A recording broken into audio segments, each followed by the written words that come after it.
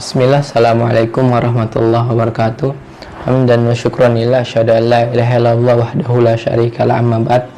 Teman-teman yang semoga senantiasa dalam lindungan Allah Subhanahu wa taala, pernah pada tahun 97 Masehi ketika masa musim haji. Ketika itu dari berbagai kalangan penjuru dunia, umat Islam berkumpul dalam satu titik, yaitu di kota Mekah, sekitaran Ka'bah untuk menunaikan ibadah haji. Di antara kerumunan orang yang datang, ada seorang khalifah yang bernama Sulaiman bin Abdul Malik. Ketika beliau selesai tawaf, kemudian bertanya, di mana letak orang yang kalian bicarakan tadi?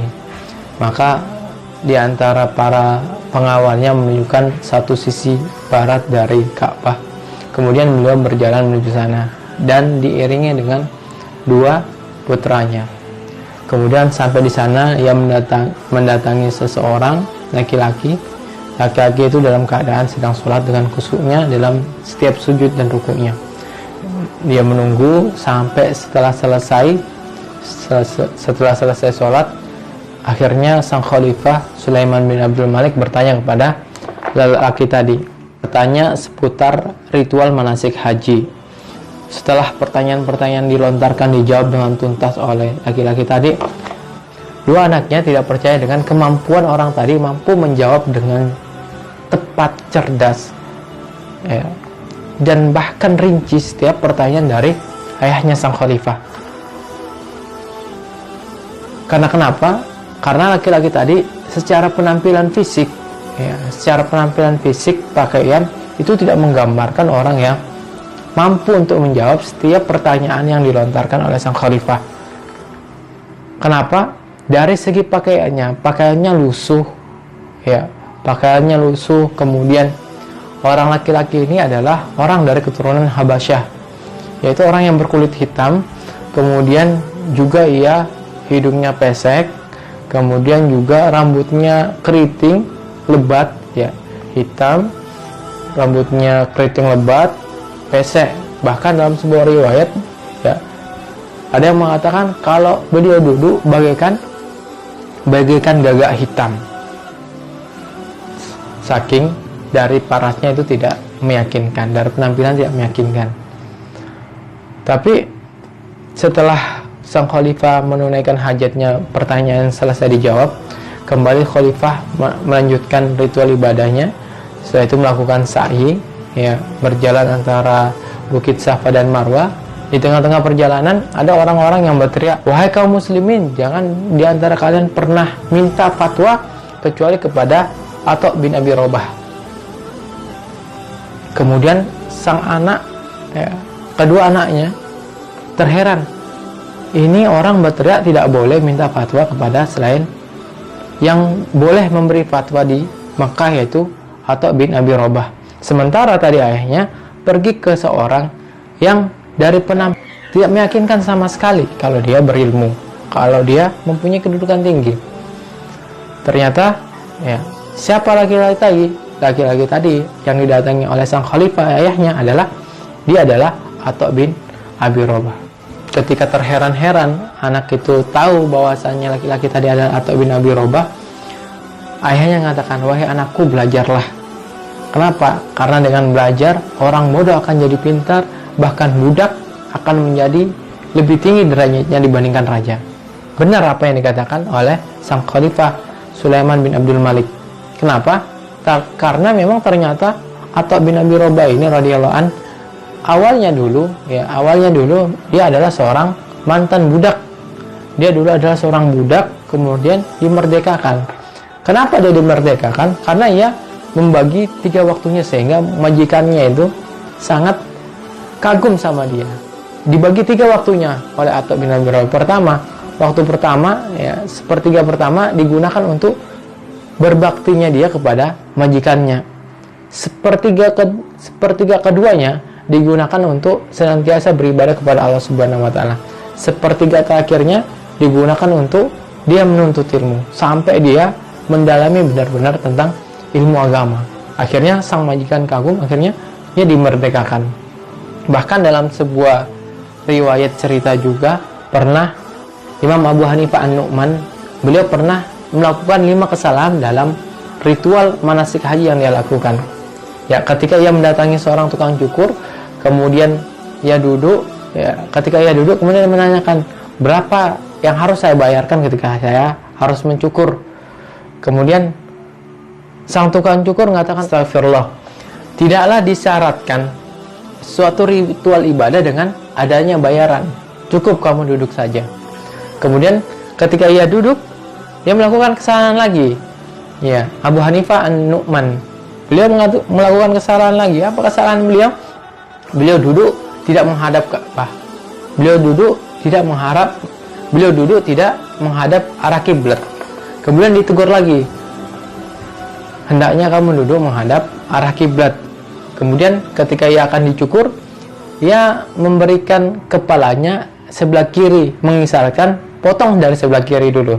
Kemudian dibetulkan lagi oleh sang tukang cukur, harusnya dimulai dari sebelah kanan, karena Rasulullah SAW selalu memulai mendahulukan dari sebelah kanan, bahkan ketika mencukur. Akhirnya beliau semakin gugup, tukang cukur bisa membenarkan kesalahan-kesalahannya, sampai beliau terkagum, terdiam. Kemudian kembali ditegur sama sang tukang cukur, wahai tuan, janganlah kamu diam. Kenapa? Karena kamu telah menyia-nyiakan waktu. Perbanyaklah takbir mumpung kamu masih dalam ritual ibadah. Semakin dia kagum, saking kagumnya dia grogi. Kemudian ketika ditanya, setelah selesai cukur, ditanya, kamu mau kemana? Saya mau menuju kendaraan saya mau pergi. Kemudian apa ditanya? Kemudian apa yang disampaikan oleh sang tukang cukur? Dia mengatakan, hendaknya kamu sholat 2 rakaat terlebih dahulu. Semakin kaget, semakin kagum, ya, semakin takjub Imam Abu Hanifah An-Nu'man terhadap sang tukang cukur. Kemudian dia tanya, ya, karena pikiran Imam Abu Hanifah tidak mungkin seorang tukang cukur bisa sehebat ini kecuali ada yang mengajarinya. Kemudian dia bertanya, wahai tuan, siapa yang mengajari Anda sehingga Anda tahu mendetail tentang urusan tadi? Kemudian beliau mengatakan, saya sering melihat Atha bin Abi Robah melakukan ini, kemudian saya mengikutinya dan saya mengajarkannya kepada orang lain. Bahkan dalam sebuah riwayat, Atha bin Abi Robah yang diberikan umur oleh Allah Subhanahu wa taala panjang sampai 100 tahun, itu disebutkan dalam riwayat Atha bin Abi Robah, beliau menunaikan ibadah haji sampai 70 kali. Ya, itu Atha bin Abi Robah, yang dari segi penampilan tidak meyakinkan. Beliau hitam, kemudian pesek, kemudian rambutnya keriting lebat, ketika duduk bagaikan gagak hitam. Ternyata beliau adalah seorang ulama dari golongan tabi'in yang sangat luar biasa. Bahkan saking luar biasanya beliau, keberkahannya beliau itu sampai kepada orang sekitarnya. Ya, ilmunya beliau sampai kepada orang-orang sekitarnya. Maka jangan pernah sekali-kali untuk menilai sesuatu itu hanya dari paras luarnya saja. Ya, jangan pernah memandang sesuatu hanya dari paras luarnya saja.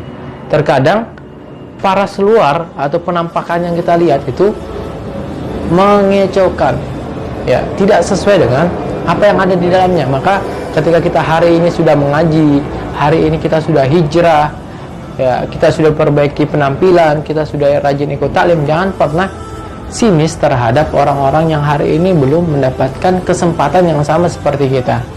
Ya, jangan pernah memandang sinis orang yang hari ini belum mengenakan hijab. Jangan pernah berpandang sinis kepada orang yang hari ini belum rajin menunaikan sholat. Jangan juga berpandang sinis kepada orang yang mungkin di badannya penuh dengan tato. Kenapa? Karena kita tidak pernah tahu akhir hayat seseorang siapa yang akan menjadi husnul khotimah.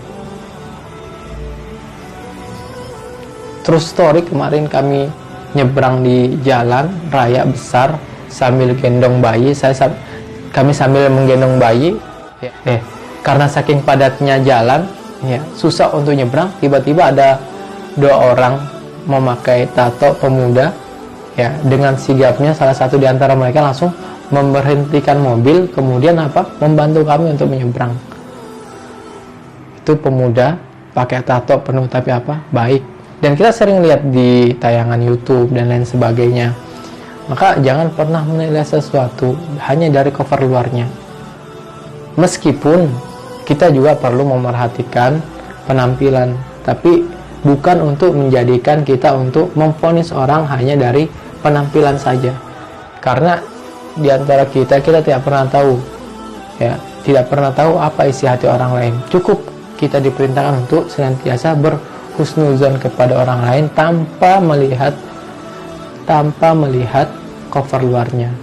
Barakallahu fikum. Mudah-mudahan kisah salah seorang tabi'in atau bin Abi Rabah bermanfaat buat kita, menjadikan kita semakin berakhlak islami, yaitu tidak mudah memvonis orang lain buruk, jelek di pandangan kita kalau dari segi covernya, dari segi luarnya tidak meyakinkan, tidak serta-merta kita langsung menjudge-nya atau memvonisnya dengan vonis yang buruk. Barakallahu fikum. Assalamualaikum warahmatullahi wabarakatuh.